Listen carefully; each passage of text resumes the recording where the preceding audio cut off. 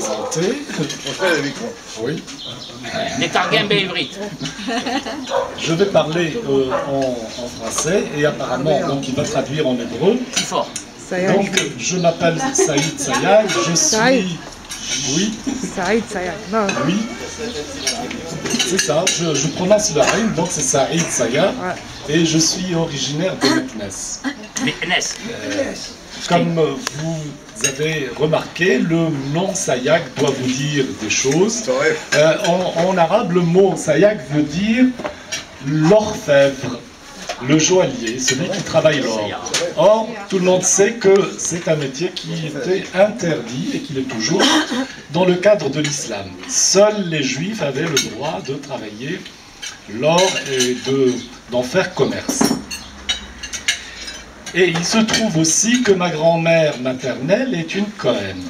Je connais un petit peu son histoire, mais je ne connais pas tout parce que je ne sais pas à quel moment la conversion à l'islam a eu lieu.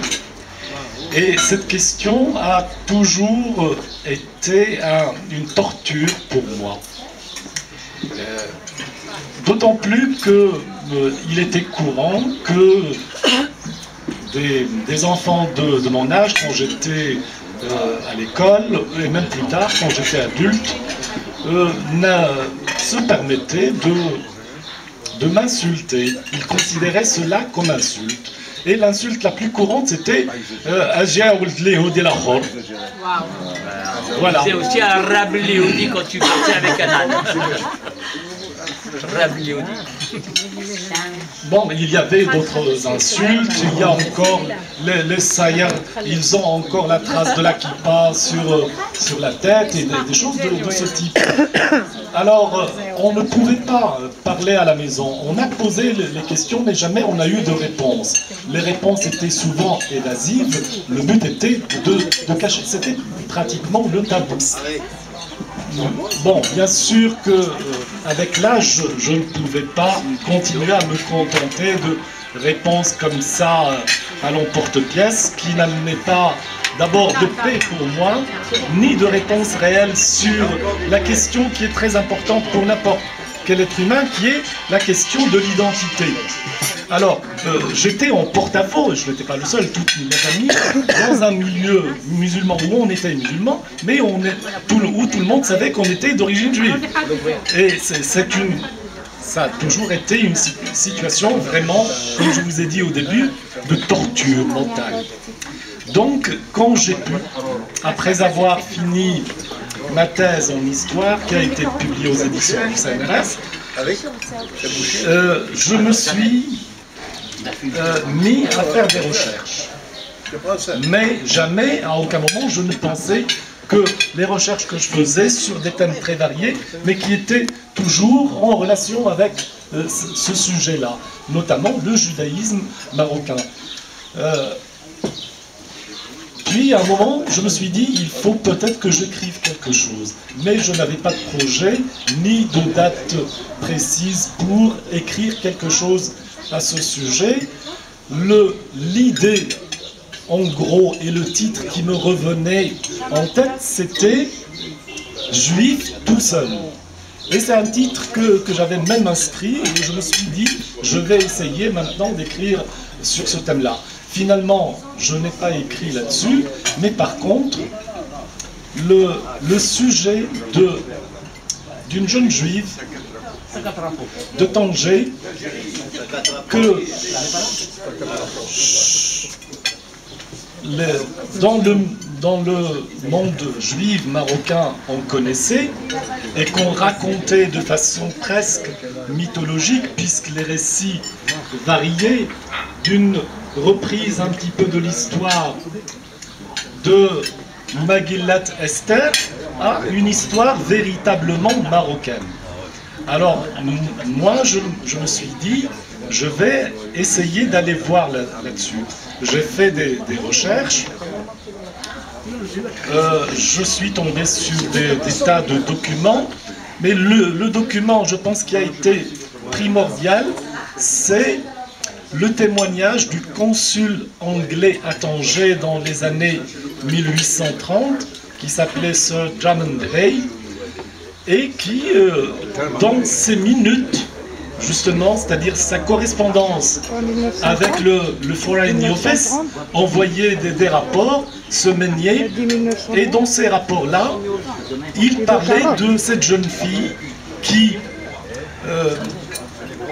a été exécutée à Fès. Alors il donne un résumé en quelques lignes, en une douzaine de lignes, mais pour moi ça a été suffisant pour essayer. C'est Lalla Soleka. Voilà. Donc cette jeune fille, elle est connue au Maroc sous le nom de Lalla Zolekha. Oui, les Marocains le prononcent comme ça, Lalla Zolekha. Mais chez les Juifs, on l'appelle Lalla Zolekha. Son nom, le nom que j'ai trouvé, c'était Sol Hatchouel, et la famille Hatchouel était connue. Et on prononçait parfois le nom Hatchouel par Toel. On escamotait un petit peu le... Voilà. Donc je me suis mis à réunir la documentation, puis à l'occasion d'un problème de santé que j'ai eu, je me suis dit, et qui était assez grave, je me suis dit, il faut absolument que j'écrive cette histoire. Il ne faut plus qu'elle reste sous forme que de documents que j'entasse. D'accord. Donc, je me suis mis à écrire le roman. Je l'ai écrit d'abord en arabe, pour respecter les langues dans lesquelles les choses se sont produites. Donc, j'ai introduit dans l'arabe, et ce qui est une hérésie, une transcription du judéo-arabe, c'est-à-dire j'ai respecté la prononciation du ze et du se à la place du je et du che, etc. Je l'ai respecté et le roman va sortir en arabe bientôt. Mon éditeur finalement a accepté de le faire. Mais comme je ne trouvais pas d'éditeur au Maroc, je l'ai écrit en français. Et j'ai trouvé un éditeur à Paris, le livre est sorti, et maintenant, bientôt, donc au mois de mai, la version en arabe sortira. Voilà. Alors tout ça, oui, il existe en français, aux éditions Express. Et en arabe, on sait qu'on peut le voir. Eh bien, en arabe, quand il sortira, je saurai comment il peut... Mais il sera bien certainement sur Amazon, à la FNAC, à la page, etc. Alors, comme je reviens maintenant au début, j'ai fait la connaissance d'Arik justement au moment où je voulais publier cette histoire. Ne m'oublie pas, moi. Je ne t'oublierai pas. Donc, Arik, j'ai fait sa connaissance par l'intermédiaire de quelqu'un que j'ai connu par hasard. Je suis tombé sur Internet, sur son numéro de téléphone, je l'ai appelé, elle m'a donné les références d'Arik, je lui ai envoyé un mail, et puis petit à petit a commencé à se tisser une relation amicale. À ce moment-là, Arik était en train de réfléchir à la naissance d'une association qui s'intéresserait justement à l'apport du judaïsme marocain et qui constaterait aussi bien les permanences, mais aussi les risques d'impermanence de ce judaïsme qui a existé dans ce pays-là bien avant l'arrivée des Arabes, bien avant l'arrivée de l'islam, c'est-à-dire au moins depuis 2500 à 3000 ans. Et ce judaïsme-là est en train effectivement de disparaître. Alors, bien sûr, Arik est quelqu'un d'extrêmement vivant, d'extrêmement actif. Il a fait énormément de choses et entre autres, il a préparé le symposium qui a eu lieu à Marrakech. J'ai eu l'honneur d'y participer. J'ai parlé de l'affaire Zolekha, mais aussi j'ai évoqué la question de la Dilma. Et à l'occasion, je le redis, je ne m'empêche jamais de faire le parallèle entre la situation des Juifs au Maroc et la situation des Juifs en Pologne. Avant la Shoah, il y avait à peu près 12% de la population juive dans la société polonaise. Et au Maroc, c'était exactement pareil, entre 10 et 12%.